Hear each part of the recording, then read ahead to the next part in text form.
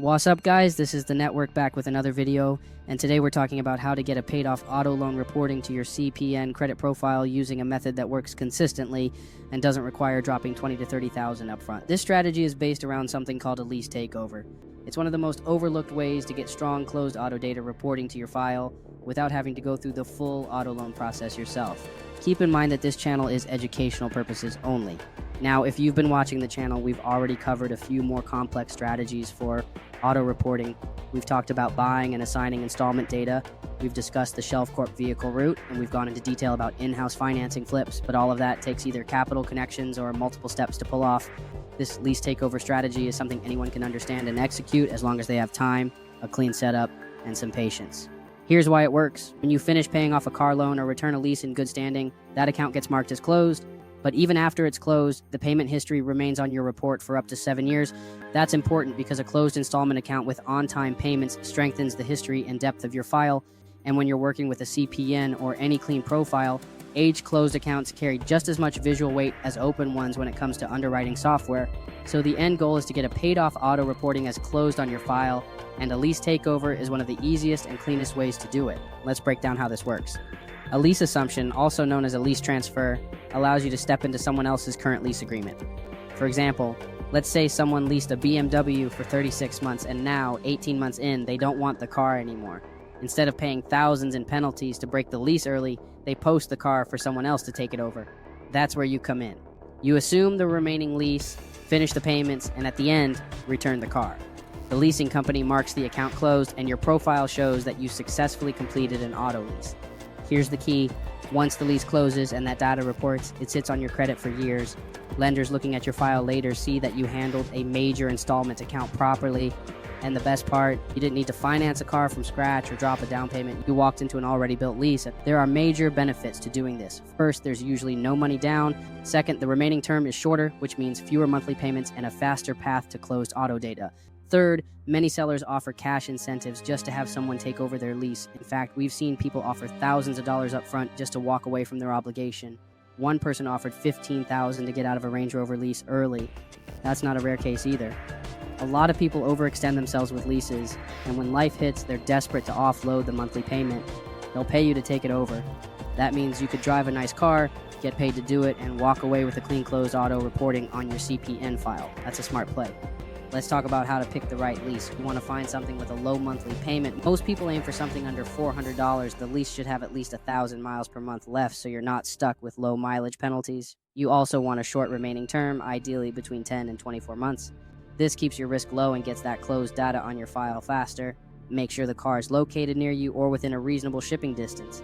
And don't forget to ask about incentives. A lot of sellers don't list their incentives publicly, but they're open to offering cash, covering shipping, or paying your first month if you just ask. Once you find a lease that looks good, you need to do your due diligence. Ask the seller the right questions. What's the condition of the car? Are there dents, scratches, or stains in the interior? Has the car been smoked in? Are there pets? What's the exact mileage? Does the listed monthly payment include tax? Are there any options not listed in the ad? How much wear is left on the tires? Are there over mileage fees? Is there an accident report available? Are they willing to pay shipping? Are they offering any cash incentive to sweeten the deal? You need all of this info up front. You're not just getting a car, you're getting an account to report to your file, and you want that account to be clean from start to finish. Once you confirm the deal and want to move forward, you'll start the lease assumption process. Now, here's what that process looks like. First, you fill out a credit application with the leasing company. Just like any lease, they want to verify that the person taking over the lease has decent credit. So if you're using a CPN, make sure your file is clean and ready. That means your profile should be matching, your score should be at least in the mid-600s, and you should have at least 1 or 2 primary trade lines already reporting.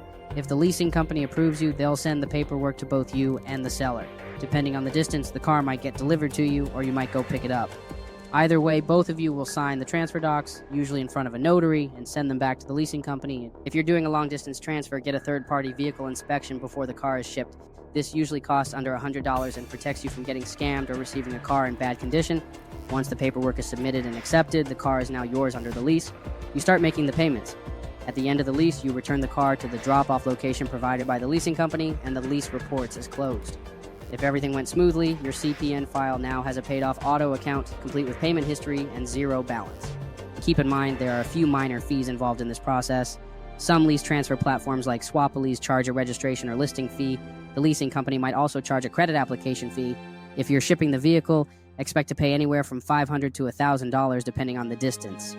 And when the car arrives, you'll need to get insurance and register it just like any normal car. Now here's something people forget: you can and should negotiate every deal. Just because the listing says no cash incentive doesn't mean they won't offer one. A lot of people are trying to avoid defaulting on their lease, so they're open to negotiation. Ask if they'll cover shipping, ask for cash to offset the first few payments, ask if you can keep aftermarket parts or add-ons already installed in the vehicle. It doesn't hurt to ask. This isn't just about driving a car, it's about building a file. If you're serious about building your CPN profile, adding a closed auto account is a major move. It adds depth, it builds credibility. It sets you up for better approvals in the future, whether you're going for high-limit cards, personal loans, or commercial vehicles under an LLC. For educational purposes only, we're showing how one might do this if they were trying to position their credit profile the right way. We're not suggesting anyone do anything illegal, misleading, or fraudulent.